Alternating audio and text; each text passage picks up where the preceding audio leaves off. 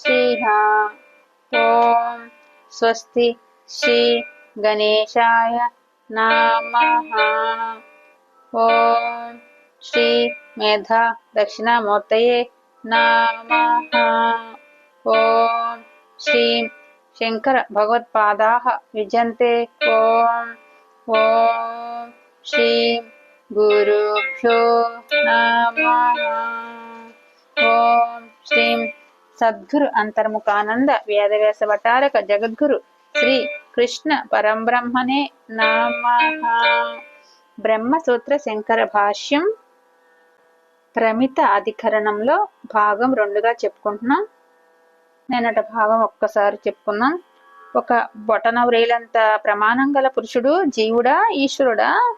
ఒక అల్పమైన ప్రమాణం కలవాడు ఉండటం వల్ల, దేహి మధ్యంలో ఉండటం వల్ల అతడు జీవుడే అవ్వాలి. జీవుడు భూత భవ్యాలకు ప్రభువు నియంత కాజాలడు కాబట్టి ఇందుచేత ఇతడు ఈశ్వరుడే. పరమేశ్వరుడు హృదయంలో సాక్షాత్కరించి కొనబడతాడు.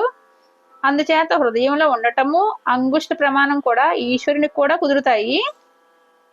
శృతిలో కూడా ఒక శరీర మధ్యంలో అంగుష్ట మాత్రుడైన ఒక బొటన వేలంత ప్రమాణం గల పురుషుడు ఉన్నాడని వినబడుతుంది. కాబట్టి ఇలా అంగుష్ట మాత్రమైన పురుషుడు ధూమం లేని జ్యోతిస్సు వంటి వాడు.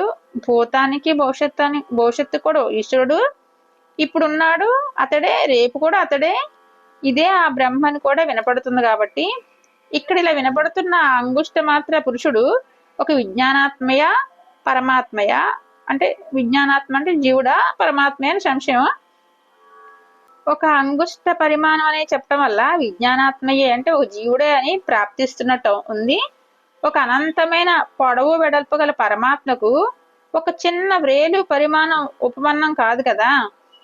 ఒక విజ్ఞానాత్మ అయితే ఉపాధి కలవాడు అవటం చేత వానికి ఏదో ఒక కల్పన చేత అంగుష్ట మాత్రత్వం కుదురుతుంది. కానీ అసలు ఇదే ఒక విషయంలో యముడు సత్యవంతుని శరీరంలోంచి పాశాలతో కట్టబడిన అంగుష్ట మాత్రమైన పురుషుణ్ణి బలంగా లాగాడని శృతి చెప్తుంది కదా.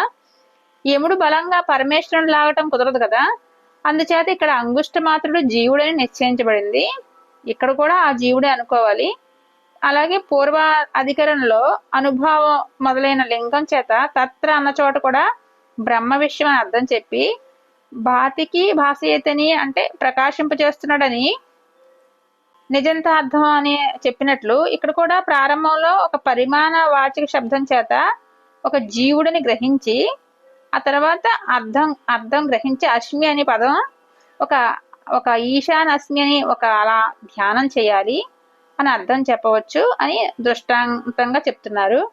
పూర్వపక్షంలో జీవుణ్ణి ఒక బ్రహ్మదృష్టితో ఉపాసించాలని, సిద్ధాంతంలో ఒక ప్రత్యేగాత్మని దానివల్ల ఒక పరమాత్మైక జ్ఞానం అనేది కలిగి ఆ ఫలం వల్ల పరమాత్మ స్థితికి చేరతామని చెప్పినట్టయింది నిన్న. ఇప్పుడు 2వ భాగం చెప్పుకుంటున్నాం. ఏవమితి ఇట్లు ప్రాప్తించగా చెబుతున్నాం. అంగుష్ట మాత్ర పరిమితుడైన ఆ పురుషుడు పరమాత్మయే కావాలి.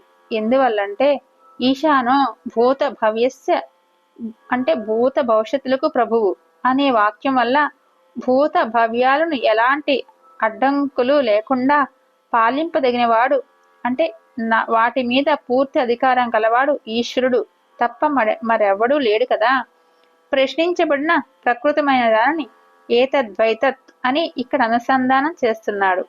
అడగబడిన ఆ బ్రహ్మ ఇదే అని అర్థం. ఇక్కడ అన్యత్ర తద్వదదా అంటే ధర్మానికి అతీతమైనది, అధర్మానికి అతీతమైనది. ఈ చేయబడిన దానికి కార్యానికి, చేయబడిన దానికి కారణానికి అతీతమైనది, భూతానికి భవిష్యత్తుకి అతీతమైనది అయినా దేనిని చూస్తున్నావో అది చెప్పుము అని బ్రహ్మను గూర్చి ప్రశ్న అడగబడింది. శబ్దాదేవ ఈశానః అని పేరు వినబడటం వల్లనే ఇతడు పరమేశ్వరుడని తెలుస్తుందని అర్థం. ఇక మిగతా అది వేరే చెప్పుకున్నాం. ఇప్పుడు దీనికి అర్థంగా ఏం చెప్పుకున్నాం ఒకసారి. ఇక్కడ పురుషుడు అంటే పరమాత్మే కావాలి, భూత భవిష్యత్తులకు ప్రభు అని, వాటి మీద పూర్తి అధికారం కలవాడని, అటువంటి పవర్స్ అన్నీ కూడా ఈశ్వరుడికి తప్ప మరి ఎవరికి లేవు కదా. ఇక్కడ ప్రశ్నించిన ప్రకృతమైన దానిని అడగబడిన ఆ బ్రహ్మ ఇదే అని అర్థం.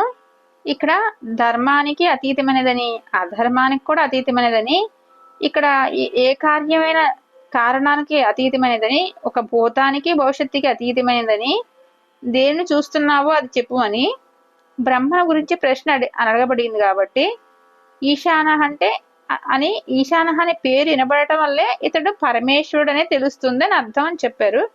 ఇంకా దీని గురించి మళ్ళీ రేపు చెప్పుకుందాం. ఓం శ్రీం గురుభ్యో నమః. సర్వం శ్రీకృష్ణార్పణమస్తు. ప్రమిత అధికరణంలో భాగం 2 సంపూర్ణం.